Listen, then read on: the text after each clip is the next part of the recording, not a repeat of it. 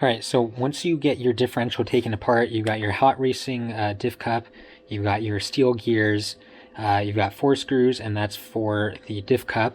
You have a little O-ring here, you have 2 spacers, 2 longer metal rods here, and then you've got the stock parts. Now to start off with, 2 of these pins from the factory differential we are not using because we're using the longer ones right here. Now first things first, take one of your output gears here and put that into the middle and make sure your O-ring is seated nicely and nothing is pinched. Now once you've done that, you're going to go ahead and put the longer pins in. Now it's kind of hard to see, I know, because of the reflection in here, but inside of this differential cup there's 4 little spots for the pins to go in. 2 of them are raised and 2 of them of course are lower in the cup. The lower spots in the cup is where your longer pins are going to go, just like so, and do the same thing for the other side. Okay, so now you've got your output gear and you have 2 of your pins in.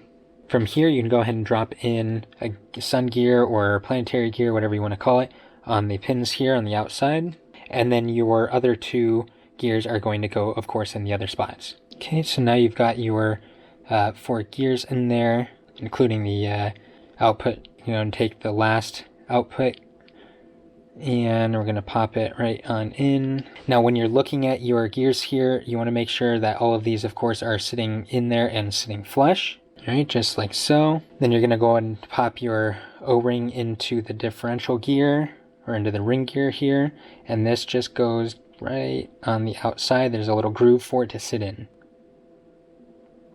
Now the last thing that we need to do before closing this up is the longer pins here, you're going to go ahead and put the little spacers on, and that will prevent that gear from sliding upward.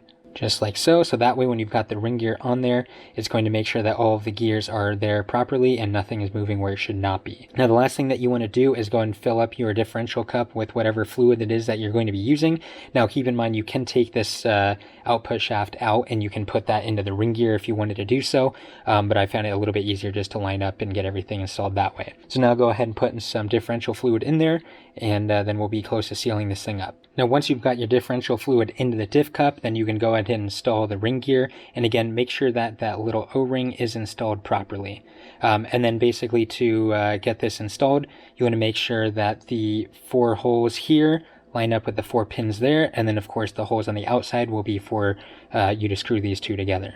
Now because we are screwing these screws into metal, make sure that you are using thread lock to make sure that those don't back out. Now you want to make sure that when you're tightening these screws down that you're going in an X pattern. You don't want to crank down, the ones on the left side and then switch over to the right side and go crazy like that. Just kind of tighten them up a little bit at a time and keep going back and forth diagonally across the differential. Now once you've got everything done, of course you're going to want to make sure that you don't see any visual leaks on there. Of course if there is a torn O-ring or something on one of the gears, then it could be leaking a little bit. But then the other thing here is you can go and grab your differential output gear and go ahead and turn it. Obviously if you're using really thick fluid it might be harder to turn, but there should not be anywhere that it gets stuck or snagged or feels crunchy. If you experience that, that means there could be something in there or it's not aligned properly, so make sure you tear it apart and redo it, because that's not going to be good long term. So again, it should be nice and smooth, and make sure you're doing that X pattern when you're tightening that down. On the differential pinion gear, sometimes the bearings will get stuck. You'll have 2 of them on here. If that happens to you, go and toss that in the freezer for a little bit and it should help you, because it'll contract just a little bit and you might be able to get those bearings off. Now one of the bearings was super stuck on there. I tossed it in the freezer and it popped right off after that, but the innermost bearing here is still kind of a pain in the butt, so I'm just trying to wiggle that out slowly.